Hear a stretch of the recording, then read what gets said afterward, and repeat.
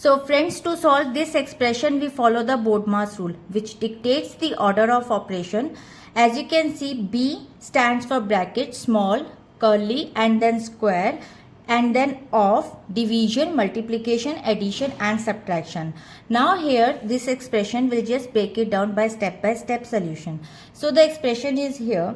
First, we solve the innermost round brackets. As you can see, there is a round small brackets here. First, inside there is 8 divided by 4 multiplied 2 minus 1 plus 3. Now we solve this. How can we solve this? This solve bracket according to the BODMAS rule. So first BODMAS rule says you have to solve division part. So there is 8 divided by 4, you will get 2. After you have to multiply, so 2 and then multiply by 2, you will get 4. After getting the answer, you will add the digits. So add, there is 4 plus 3. After adding the numbers, you will get 7.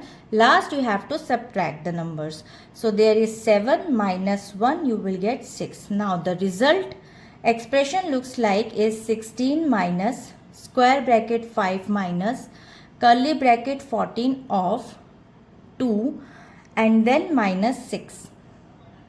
Curly bracket of and then square bracket. Now step 2. To solve the curly bracket. So curly bracket, inside the curly bracket, as you can see, 14 of 2 minus 6. So first we solve the of part, which is multiply.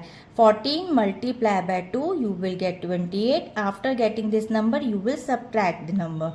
So 28 minus 6, you will get 22. Now the result becomes is 16 minus square bracket 5 minus 22. Now the last third step, solve for the square brackets. As you can see, inside the square bracket there is 5 minus 22. After subtracting the values, you will get minus 17 because 22 is the larger digit.